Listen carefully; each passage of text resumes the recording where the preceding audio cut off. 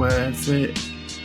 The boy said, Daddy gonna take me to task, but I'll be back by Christmas with all the will in the world, diving for dear life when we should be diving for pearls.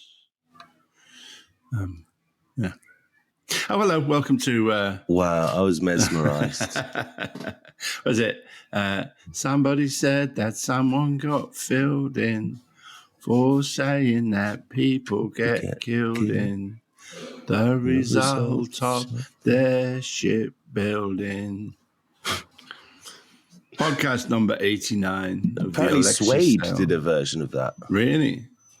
Yeah. I say because Clive Langer, who produced, with Alan Winstanley, produced my hit record, Hello, John Got a New Motor, co-wrote that song with Elvis Costello, but it has, I suppose it's in my mind because it has relevance because, I never said this before, but I worked with, years ago, I worked with an Israeli actor, a very decent person, who had served on the border of Gaza in, relatively quiet at times. But he said everybody in his squad was now either had problems with drink or drugs or violence. Mm. And that's what it did to them, imposing you don't get off. Some people did because they've got no moral heart, no compassion at all. But a lot of people pay a price if you shoot a fucking child in the head. Your conscience will, whatever, your brain will make you pay a price for that. And so we're letting these 100 psycho murderers back into the country, and that's a danger for us. They're a danger to themselves and also a danger to us. It's extraordinary. But also, the ban on Palestine action has been brought in with, in consultation, as documents are revealed, with Elbit Systems, the designers of murder equipment. And we believe in Israel, this Israeli pro-Israel lobby group. We believe in genocide, as they could be called. We believe in the murder of babies. We believe in ethnic cleansing. Would be their subheadings. We believe in colonial occupation. Yes, we believe in everything bad. And white supremacy. Yep. But they were, they were allowed to make submissions to Yvette Cooper and, but, Amnesty International, people who are actually affected by this shit, they weren't allowed to. We weren't allowed to represent to them. Anyway, I think it's in the courts tomorrow, so I'm part of that. I'm part of the submission. We'll see what happens. I actually... Wait, can you clarify? What's in the courts tomorrow? I've made a submission about how the chilling effect that this will have on performers and comedians, which is part of the Kelly's solicitors. That is part of their submission to the court. That's great. And I think that's great. Good. I didn't. I just said somebody got in touch with me and said, you some blah blah blah, Palestine. I said, I thought I was just signing another fucking letter, but in fact, I had to do some. They said, no, you're the second. You're after Huda Amori. I think you're the next submission. Oh fucking hell, I've got to do some work. I can't just go. Yeah, whatever. That time. Yeah, you have to. I put some effort into it. Which was well done, comrade. Good. That's good. Yeah. Funnily enough, I was at there's a really nice, it's sort of a nice spot. We did think about buying a flat. There's a really nice spot just above Stoke Newington in London called Woodbury Down, which is these reservoirs which ceased to function as reservoirs in the 80s and were allowed to become wildlife reservoirs. And there was actually a very kind of, and we thought about, there's some lovely kind of flats with rooftop terraces and stuff, modern flats built around there. But so we thought, maybe we'll get a flat because you have an amazing view of this lake and shit like that. But then I realized that then we went to a pub and there was a little, like a thing, story of the area. And in fact, this area had been the site of a really kind of, I can really call it, like idealistic LCC, London County Council, housing development built in the 50s. Built for working class people, and with community centres and very really generous space in the flats, and all those flats had been bought up and demolished to build this private development, Woodbury Down. And I thought it'd be a bit like in the Stephen King novel, it'd be a bit like having a flat on the Indian burial ground. Really, I thought we couldn't do it because this and it was a friend of mine as an architect. So it's cited as one after. There's one. The other one was the Haygate, of course, behind Elephant and Castle, which was again a huge council development, which was sold off for pennies by Southwark. Very unsurprising Labour to hear council, that. To private developers. But then after the Haygate, Woodbury Down is the example of kind of council corruption and council. Gentrifying. Gentrifying and resources that we once owned being passed over for a pittance to private. So we couldn't, even though the flats were absolutely lovely, we couldn't buy one. But we were there one day. I did for a while. There's a nice Turkish cafe up there. I used to go up there. I think the bloke thought I lived there because I used to go all the time. Anyways, miles away. But one day I was there and I saw, hurrying, I think, there's a kind of yacht club, as it were, at one end of I saw Ed Balls and Yvette Cooper, our Home Secretary, hurrying across Woodbury Down towards I think they must have been going to an event. And fair play to her, she didn't have any security or anything, which is kind of remarkable. When was this? This was last year or the year before. Right. I don't know if it was, I think since the genocide began, I think. Yes. But anyway, just airing their fucking fat-faced twat of a husband.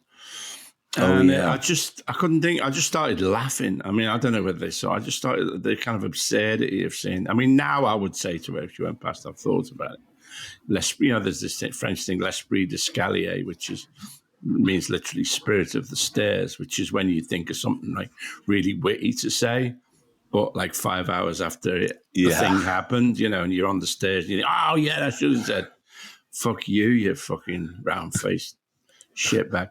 That's very witty. That's called l'esprit d'escalier anyway. But then I just laughed. I just laughed at the absurdity of these two creatures hurrying past enough to me put on a you path. off Woodbury Down. Yeah, well, that in itself, that those two had been there. It looks very pretty. I'm looking at it. It's also, of course, there's a huge Orthodox Jewish school there, and the Orthodox take their kids just constantly sort of, which is fine, but slightly weird. I've always been against kind of schools that segregate people by choice. Yeah. Well, I'm sort of reluctant because a lot of those Orthodox are either anti-Zionist or are indifferent to Zionists. Yes. Zionism. So you got to give them that. But I think those kind of close communities are very unhealthy, really. The other thing was my Auntie Esther, my mother's sister, youngest sister Esther, went off to Manchester and married one of them. So I often think when I'm in Manchester and there's these kind of weird-looking, unhealthy-looking guys in tall black hats, that one of them is my cousin Ephraim. Oh my God. Yeah, my cousin. I didn't know that about your sister. Yeah. Hey? I didn't know that about your sister. Yeah. Oh, your auntie. Yeah, she was kind of cruel because she got my mother's two other sisters and got them in a Jewish home somewhere, but wouldn't, because my mother was considered kind of treif, was considered haram by her sisters.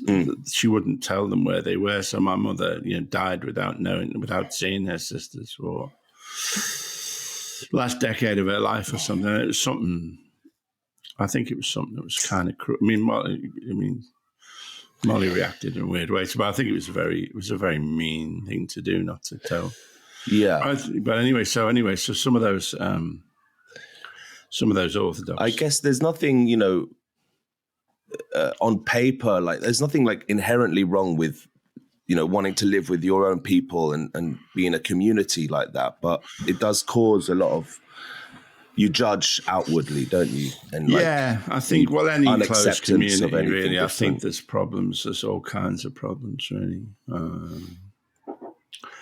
My dad always said, he didn't come, when we'd see other Middle Easterners who live in London as if they're still in the Gulf or in the Middle East, and they stick with their own kind and they stick to their own rules, like as if they're back home. Yeah, my dad was always like, I didn't move to England to live like I'm still in Syria. I came here to be part of this community. And, it is. I do still admire, nevertheless. I don't think they're called frummers. Yiddish. A Yiddish word is frummers, which means devout, and that's the slightly. I don't know whether it's a pejorative term but that is the term that Yiddish speakers use for. It does sound like a slur, doesn't frummers, it? Yeah. You frummer, get out of here. Well, I mean, we've got our own Orthodox that come on every demo, and of course, because it's on a Saturday, because it's on Shabbos, they have to walk from Stamford Hill. They can't use a train on Shabbos. No, they've got to walk all the way to. Then they walk on the demo, and then they walk home. They can't do it. They can't. I thought you're not meant to work on the Shabbat. Yeah, you can't take public transport. Or I think you can't profit from others' work. I mean, all those Hebraic scholars who listen to this podcast can explain the complexities of it, but you're not allowed to profit from others' work either. So that they walk. They're fit fuckers. I'll give them that. But they're profiting from whoever made their shoes. Whoever made their clothes. Look, you want to get into some kind of rabbinical, Toraic exegesis about this, about I'm going to use my semantics to argue with the Semitics. Yeah.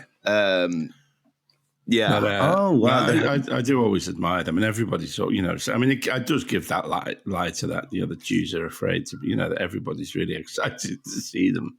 Yeah. Always, Oh, man. The lies. Yes, where do you start? It's driving us mad. It is. How is this? How are we going to move forward after this? Yeah, I don't know. Well, as a country, if there is there never ever an after. Well, one thing I think is we're going to have to join this whenever fucking Jeremy gets around to it. We're going to have to join this fucking party he starts. He was being grilled about it on telly. He was on Peston last night. Peston, I didn't see it. Yeah, he was being grilled about the new party. And what did he say? Peston kept interrupting and asking him follow-ups, and he was like, "Are you excited or something?" Peston, he seemed pretty keen. Yeah, good. And there are polls that show that even without it existing, it would get 10% of the. But I think what you said was right, because he's talking to every socialist group in every part of the country, and I think that's what's making it take so long. Yeah, he said, I think at some conference, if this is delayed, it's my fault. You can't, Jezza, you can't talk to absolutely everybody. You have to at some point act. Create the thing, and people will flock to it and join up. Create a system where people can sign up. Yeah. You don't have to do all of that beforehand. Talk to everybody. There's a bloke in Britain grilling him. We're gonna form the party, and it's gonna save Britain and the way. But there's a bloke in Preston we haven't talked to. Yeah, and it's God, I've got to go around and talk to him and ask him what he thinks before we can found the fucking party. There's a woman in Aberdeen who hasn't given her views yet. Yeah, there's a Woodcraft Folk District in Dundee who might be interested. We should go and. But they only have their group nights on a Monday. Oh shit! I don't have a free Monday for another 4 weeks. Get a fucking move on. And he did grill him about whether he wants to be the leader of it. And Jeremy was like, "I don't want to." He said, "I'm there to work for the British people in whatever capacity I'm needed."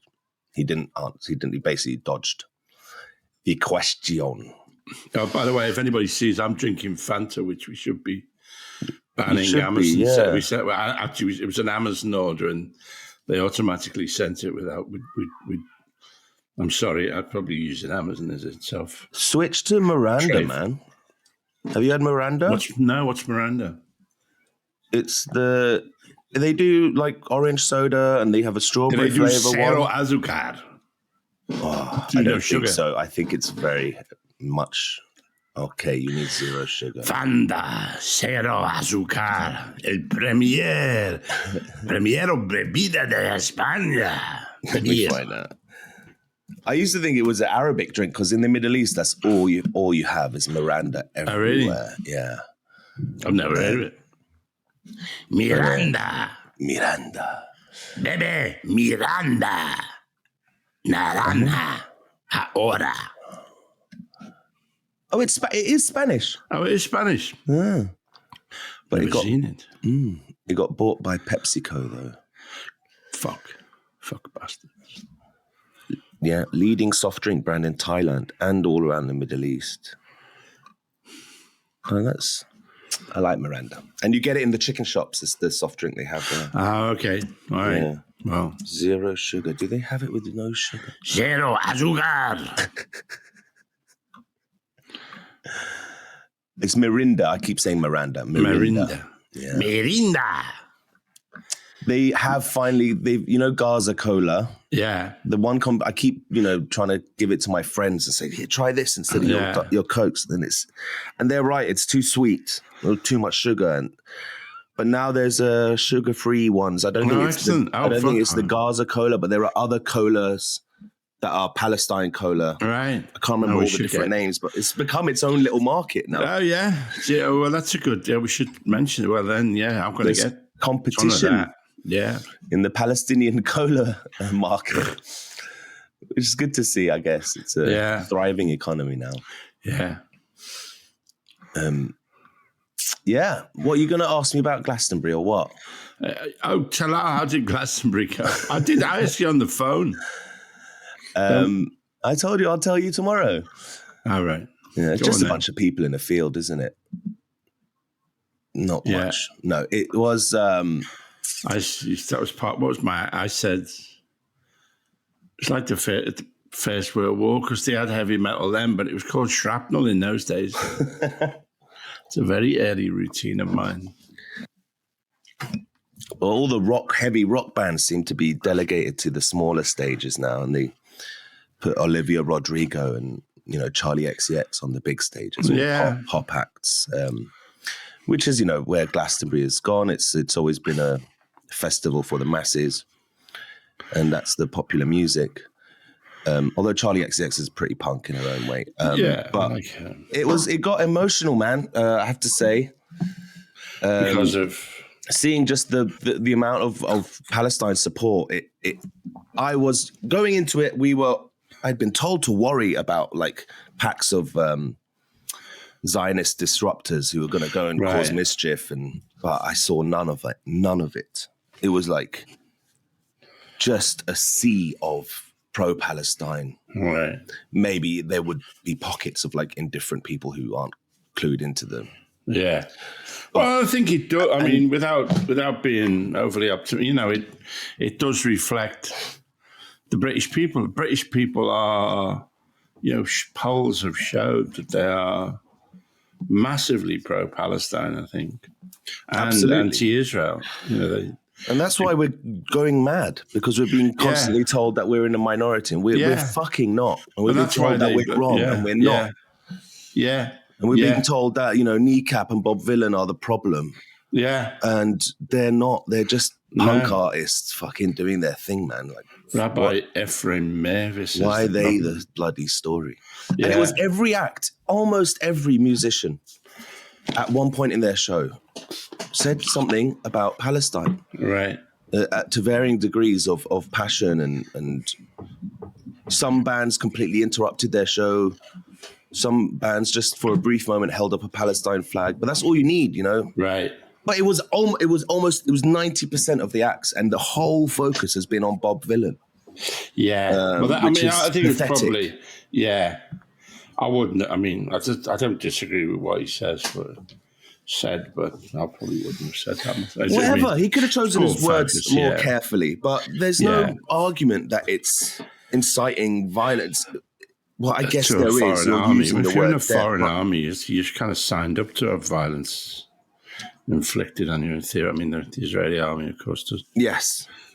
But conflating IDF with the whole of Israel or IDF with all of Judaism is ridiculous, and everyone knows it. Yeah, they do. But standing in that field and we all thought kneecap was going to be the story. Bob Dylan completely stole the but I was standing in the kneecap crowd.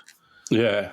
I started tearing up and crying, like, because obviously it wasn't because of seeing how many people supporting Palestine. It wasn't seeing all the flags.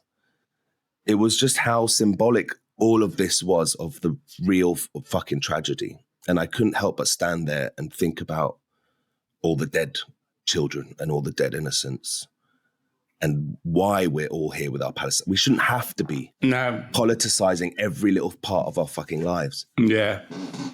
And there were many points during Glastonbury where I would just stand there and think of the real tragedy of it all, and I'd get overwhelmed by that.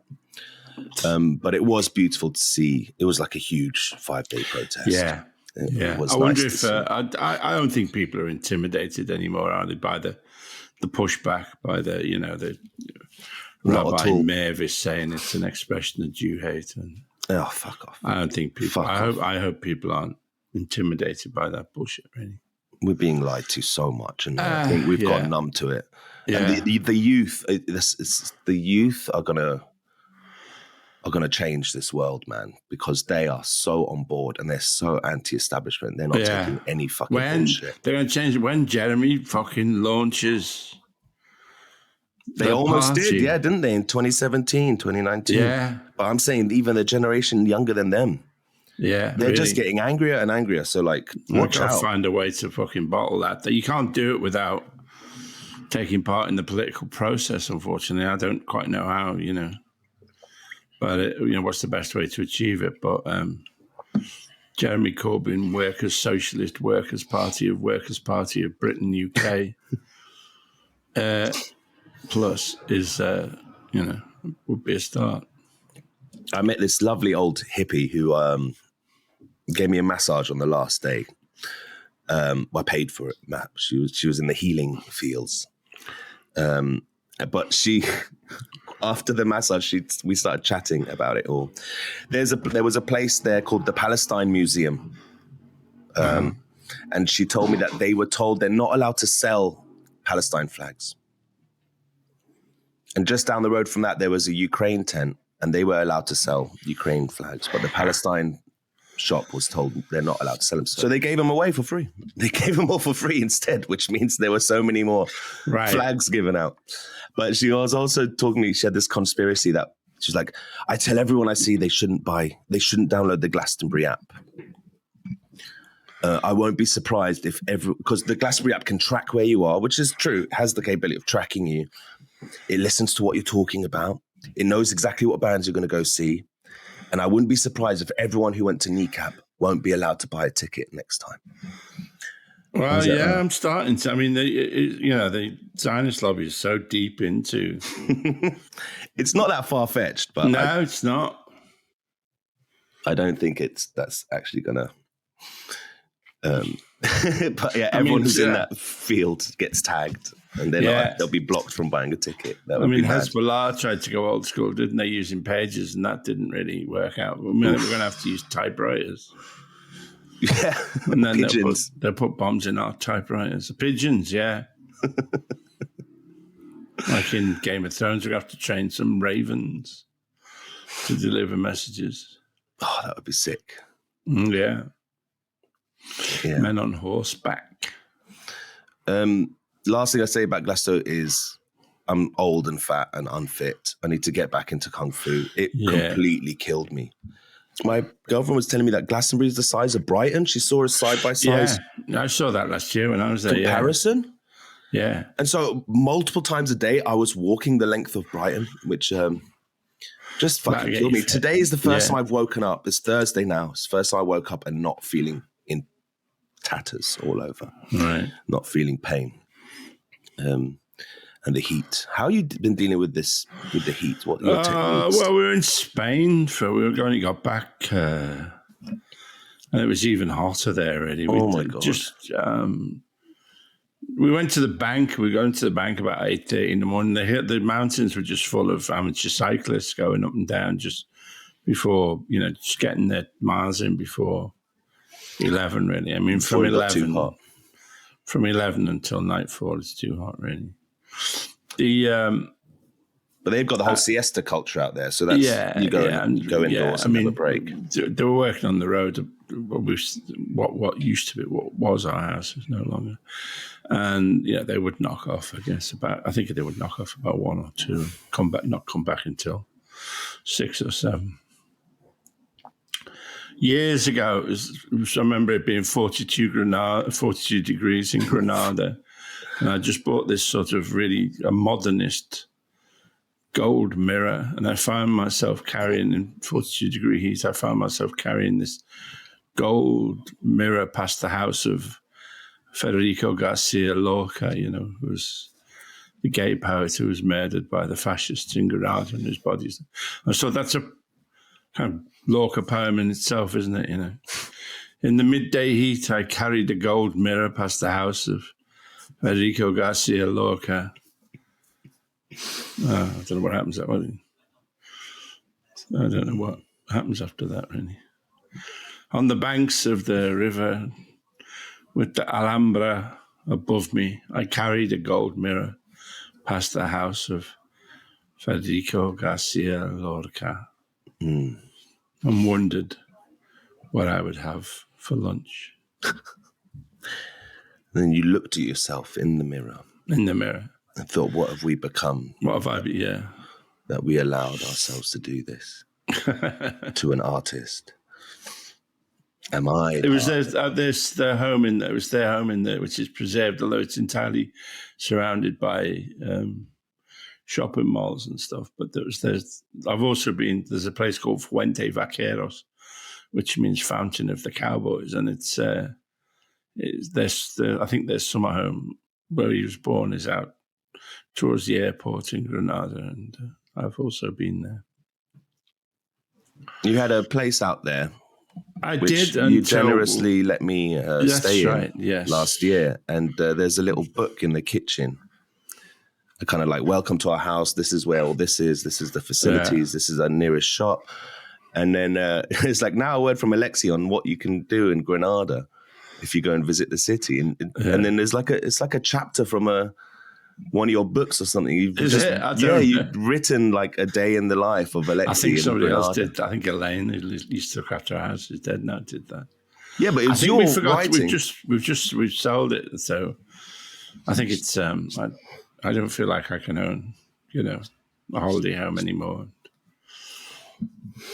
I forgot. We forgot to. I think we've left that book. I don't know what we've done with it, actually.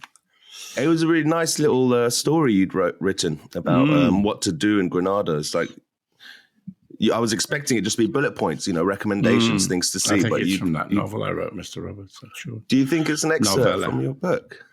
I think it might be. I don't know. I haven't looked at it for years. Really. And you talk about it's definitely from your point of view, and you talk about going to that poet's house, right? And it was so hot when we went. I haven't told this story on the podcast, but we were driving down the motorway, and in front of my car was 2 people on a motorbike. And the person on the back of the motorbike passed out, I'm presuming from the heat. Wow. And fell onto the tarmac right in front of my car. Yike. And if I wasn't so quick to react and such an amazing driver, I would have completely, I would have had to deal with the trauma of having killed someone because it was right in front of us. Yeah. And it turned out to be an elderly couple, like in their 80s, and they were having a retirement tour of Europe. They were Belgian, and they were touring Europe on their motorbike. And this poor lady's just stuck on the back of this man's middle-aged crisis motorbike, having to tag along with her husband's dream tour. But it was horrendous. That's scary. And we had to stop the traffic behind us. It was a busy day. We had to stop the traffic. There were like lorries who were trying to like keep moving on. And we were like, fucking no, there's someone on the floor here. Stop. We finally got everyone to stop. And then we had to like shield this poor old lady from the sun. We were holding up this blanket. Really? And she had, I don't want to describe her injuries, but it was awful. Oh, really? The sun beating down on us. Yeah. And we had to wait for an ambulance. Luckily, a few cars back, there was a doctor. Right. I think she was a foot doctor or something, but she was at least able to do first aid. Yeah. And people were trying to move her to the side so that the traffic could go. And the doctor was like fighting people off, saying, "Are you crazy? Don't move her." Man, what a crazy experience! Yeah, on wow. Yeah, 32 degrees Granada motorway. Yeah. Have you ever experienced something like that? A life or death situation? Probably. Quick reactions. Well, as I was going to say, anybody, the Alexei and Talal podcast, you have to the requirements to appear on it. You have to have lightning fast reflexes. Yeah, you have to have humanistic impulses. You have to be able to run for a quarter mile full pelt. You have to. It's crazy. A moment like that, I was very relieved with myself and pleased with myself, but I'm like, okay, that's how I would react in a situation like that. I can like trust myself a bit more. I went up in my own books a little bit. Yeah. You know? You have to know the number plate of every car in the car park. You have to know that guy at the bar weighs 250 kilos and can look after himself. And the best place to find a gun is that great truck outside. Jason Bourne. I'm quoting Shtick. Jason Bourne. Matt Damon. Yeah. Have you ever saved someone's life? I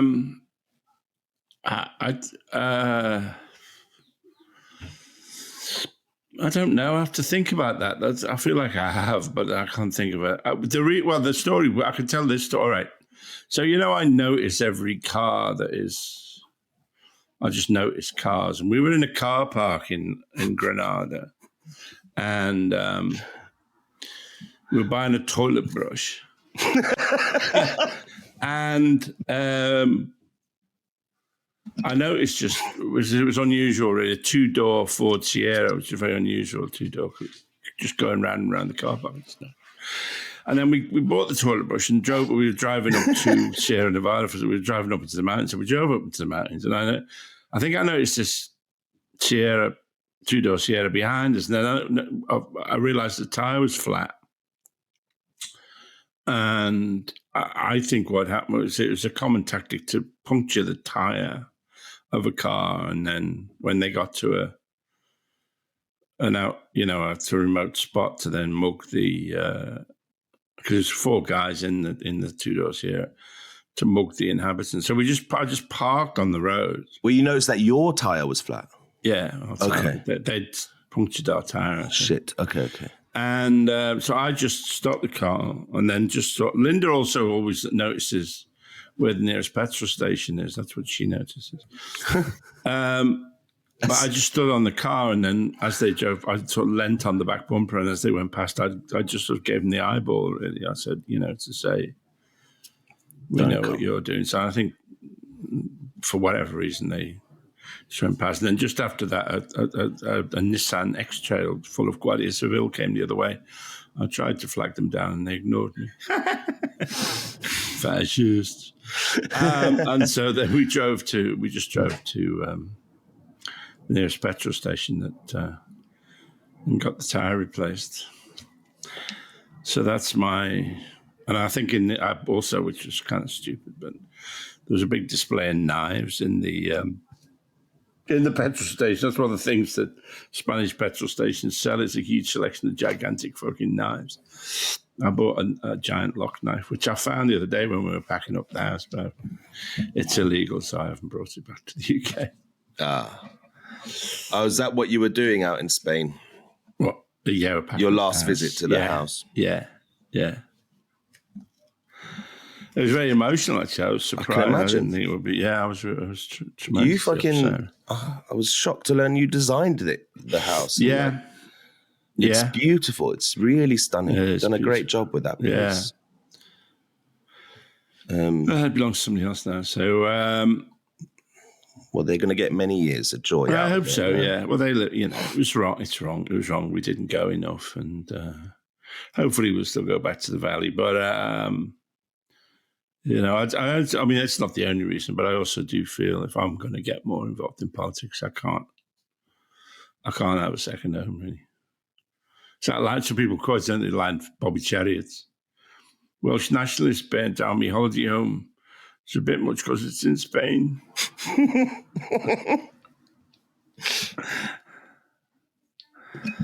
I'm on pills for me nerves. Good on. Sleeping in my Jagger. Good on you. Yeah. Good on you. Someone actually asked a question about... I put a call out on Instagram, any questions for Alexei. And I'm not asking that. Yeah.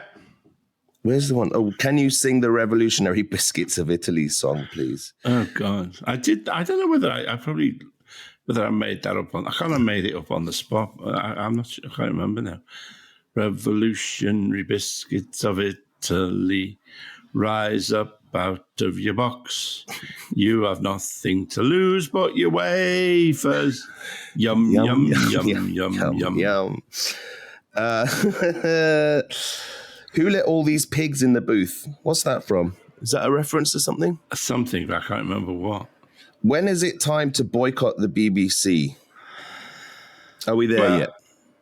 Well, not while I'm on it, I suppose. While Sandwich Bar is on, available on BBC Sounds. Don't boycott the BBC, but yet it is. I think it is. I think it's disappointing. I mean, obviously the BBC, the behaviour of the BBC is disappointing. I've signed a letter. There's a guy called Robbie Gibb who's on the board of the BBC, who was appointed by the Tories and should have been booted off as soon as the Labour government came in. Robbie Gibb was a former publicity advisor or whatever, speechwriter from Theresa May. It's extremely right-wing. He was also supposedly sole owner of the Jewish Chronicle. Now, the Jewish Chronicle is, obviously a great spreader of the anti-Semitism lie, but also over the time Robbie Gibb owned it, it was... You know how toothless our press regulator is, Ofcom. Nevertheless, they censored the Jewish Chronicle 40 times, which is unheard of, especially for a publication that only comes out once a week. It also, when you know how biased our libel laws are, yet 4 times the Jewish Chronicle had to pay out massive costs, massive payments to left-wingers it had defamed. That they're supposedly sole owner of that publication that was doing that, apart from all the other stuff, all the pro-genocide stuff that was doing, should be on the board of the BBC is an abomination. He should be booted off. He is extremely partial, and he is. I think he's not the only reason, but he is certainly one of the reasons why the BBC has been so cowardly over its coverage of Gaza, and we just had that recording this on a Thursday last night. The Channel 4 very bravely broadcast Gaza doctors under attack, a film that the BBC refused to put out because it might be seen as having the perception of partiality. Not that it would be partial, but the people might see it as being partial, which sort of gives the green light to the Israel lobby to say that if they perceive it as being partial, then you won't broadcast it, even if it is clearly evidenced reporting of the many, many, many atrocities, war crimes, brutalities, sadistic behaviours, rapes, torture, etc., that the IDF commits. I was about to have a go at you for calling it brave for them to, but it is brave, and it's such a shame. Brave. That it has to be brave. Brave of Channel 4 to screen that. Oh, yeah. What a shame that has to be. There's obviously poking out the BBC, which I'm sure they don't mind. The BBC, obviously, is the target of constant attacks by, the campaign against Anti-Semitism, which is not a campaign against anti-Semitism, it's a campaign for Israel. That's its sole purpose. It's a campaign to invent false accusations of anti-Semitism. There are good people at the BBC, of course. And, they just screened 400. Go on. That Jeremy Bowen interview with one of the head honchos from the IHRC, which was brutally honest about Gaza. And there are good people there. There's there are good people who work at McDonald's. There are good people who work at Coca-Cola. So Tim Davie, Tim Davie is, he employs me, so I think Tim Davie is not acting in the best interest of the BBC. He's a kind of corporate, also was he an executive of Pepsi. I think it's a tricky one. And it's unfair to ask you that question, and I'm sorry. No, I don't mind really. And so the BBC seem to, it'd be interesting to see where we reach a point where they stop employing me. They seem to employ me just so that they can prove that, not everything in their output is politically compromised. So it's interesting. There is a budget set aside for Series 6 of Imaginary Sandwich Bar. I'd be interested to see whether I ever get. Does your budget get bigger every season? Does your budget get bigger every season like other TV shows?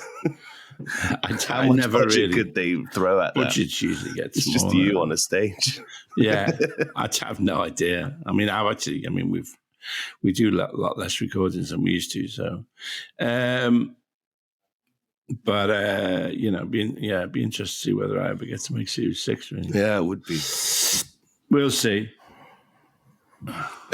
Someone asked, who is the worst person in British politics apart from Farage or Starmer? It seems like we answered that already. You seem to have a soft spot for Yvette Cooper. Where do you start, really? I was doing an interview with a journalist who's writing an article for Al Jazeera about this benefit I'm doing with Bassem Youssef on the July the 19th. And Jen Brister, previous guest, Jen Brister. Both previous guests of the show. Yeah. And I think that the way our politics is set up, it is deliberately constructed really to attract sneaks, liars, narcissists, psychopaths, sociopaths, psychopaths, rural paths. Just terrible, terrible people, really. That's the number of decent people who actually get through are kicked out minuscule, and then they're kicked out. It's a system which is designed to attract the worst of humanity, and it succeeds in that magnificently, really. The slime. The fact that only 26 people voted against the proscription of Palestine Action, I think, tells you a lot about those people who are MPs. They are 26. It's wild. I thought it would be a close call. They are the worst of humanity. I think a lot of politicians. They shouldn't. It's not. In a way, it's not their fault. They shouldn't be. They shouldn't. They shouldn't be attracted. I use this analogy that Heinrich Himmler was a chicken farmer. Now, Heinrich Himmler was probably never going to be the kind of person that you'd want to go for a pint with. Heinrich Himmler. And yet but when the social conditions arose in which Heinrich Himmler could go from chicken farmer to head of the SS and take part in the murder of 6 million Jews and the murder of tens of millions of other people, he took that advantage. Nazi Germany allowed the political system that arose in Nazi Germany, allowed Heinrich Himmler to be the worst chicken farmer that he could be. What our political system, what we're going to strive for, hopefully with the new party, El Nuevo Partido, is that you can become the best, that the Heinrich Himmlers of this world don't do any more than run failing chicken businesses, maybe not even that, but they don't get to be They don't get to be in positions of power, and they don't get to murder millions of people. And that's what we are. That's the point, I think, of what is our offer and what we should be doing, is to try and, we can sometimes talk in abstractionisms of justice or equality. It's about, in the end, allowing the best people to be the best people that they can be, and the worst people to be the best people that they can be, or the least worst people that they can be. That is what we are aiming for, I think. Yeah. I think it's very well put. Yeah. Politicians are perhaps acting, they're not intentionally trying to create an environment where fascism can breed, but they're acting their own anyway. Yeah, they're acting their own self-interest. And they're just looking at it for personal gains and careerism. But that is the environment you end up creating, isn't it? That's what you end up doing. Yeah, that is what you. And obviously, the civil servants in Nazi Germany went along with it, and you end up, and that ignorance, that mindlessness, is a crime. Yeah, when you have that much power. But that's what we need to do, is, I say, not talk about in abstractions of. One of the things we need to do is not talk about abstractions of equality or justice or fairness or anti-colonialism, but to say to people, even people, I think, in a way, even the capitalists, even the people in the security apparatus, to say, even to them, maybe, I don't know, this is just off the top of my head, but to say to them, are you happy doing this, Because I don't know if we're going to be able to do it without people inside the machine, really. You know what I mean? And to say to them, to say to the odd one with a conscience, are you the odd copper, the odd soldier, the odd member of the security services, are you happy with this? You could be happier. You could be a happier person. You could feel better if you follow our path rather than the path of oppression. And I think that's an important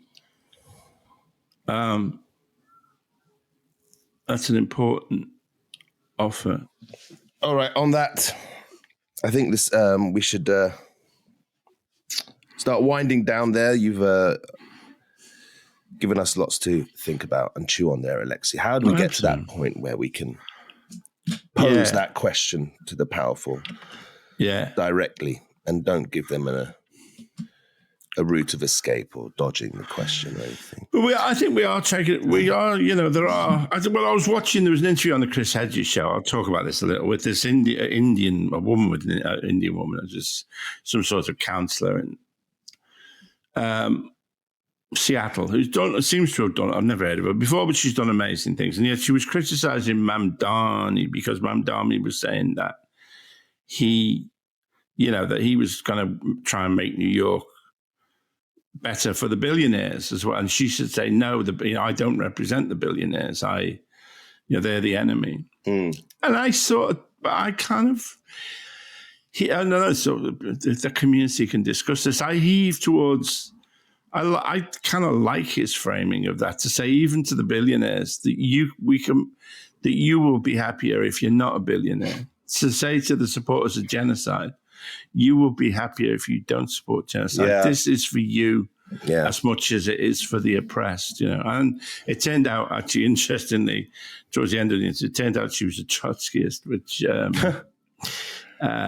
interesting in the current American politics. But I wonder if the ferocity of her beliefs was, I kind of go along with Mamdani rather than her, really, in that way, to say clearly to the billionaires that they are the enemy, the Bill Ackmans, but to say to them, we are trying to make a better world for everybody, really, even in a way, the billionaires, you won't be a billionaire anymore. I mean, we're going to take a shitload of your money off you, but even you can be happier in this you'll prefer it, new world that we create. I've yet to see him fail at answering a question.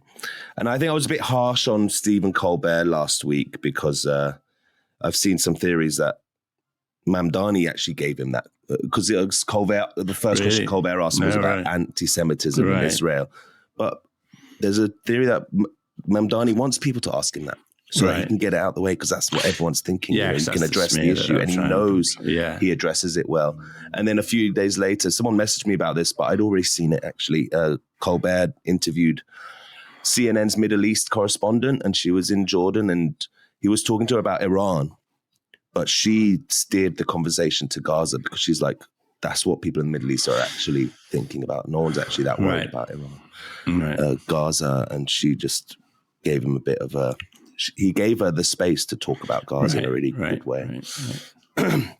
Look, we have we have a couple of points of business to address. Yes.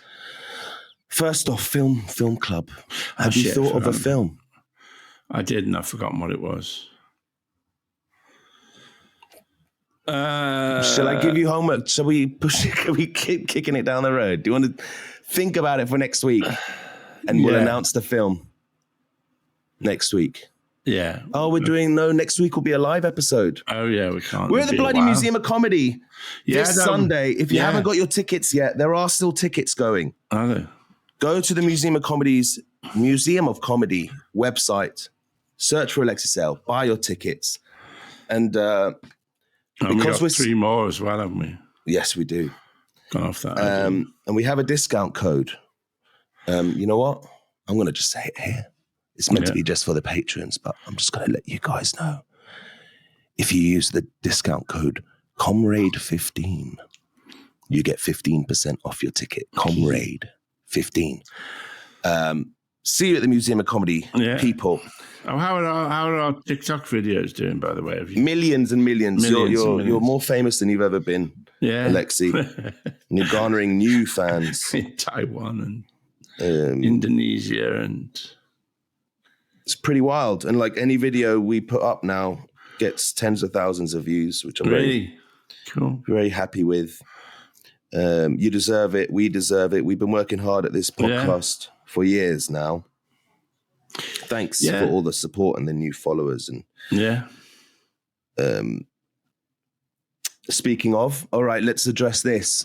Let's do our Patreon new follower game. Do you remember this, Alexei? Yeah. What were we going to do if we got 500? Do it naked or something? No, we're going to do Strangers on a Podcast. I think I miscalculated. Right. We don't have 500 quite yet, paid members, but we're getting there. So this is the portion of the show where I say names at Alexei and he'll do a small bit of improv based on that name. It will most likely be shit, but there might be a gem there every now and then. Isn't that right, Alexei? That's correct. All right, are you ready? Are you warm? Are you limber? Okay, here we go. Our new members in the last week, paid members of the Patreon. Mike B. Buenos dias, Mike B. Liam M. Or Liam McKay, I'll tell you that much. Liam McKay, welcome to the community of the Alexei Sale podcast. It's a good place to be. Mm-hmm. Tim. Hello, Tim. Laura P. Hello, Laura P. Oliver S. Hello, Oliver. Oliver S. Maria Possibly B. short for Stalin. Oliver Stalin. Oh, he got it. No, we're not supposed to say their names, Alexei. Maria B. Maria B. Also, welcome. Bienvenido. And David J. Looks like a Polish name, his surname. All right. Chech. Chech. Welcome all. Thanks for joining the Patreon community. By joining the Patreon, you support the show financially. We don't ever do advertising. We never want to ever do advertising here. And so by joining the show, you're supporting us. The price of a potted plant a month. From little as £3 a month, you can support the show. You'll have access to full video episodes. You'll be able to look at me and Alexei's faces. Alexei while he pulls funny faces whenever I start talking, because he doesn't pay attention when I talk. What? And there's also exclusive chat rooms, community chat rooms in the Patreon where you can ask Alexei questions that we read out on the show, or you can just chat to other patrons, like-minded people, or you can send me direct messages. Please support the show. Patreon.com/Alexei Sale podcast. That's patreon.com/alexeisaylepodcast. Link in the podcast description. Thank you. Obviously, if you can't afford to, we are so happy to provide this show for free forever. I wouldn't say so happy. We're relatively happy. That's Alexei's words. All right. Let's. I think that's plenty, don't you? One sheet is plenty, isn't it? Yeah. All right then. So I'll say bye-bye. Yeah. Bye-bye.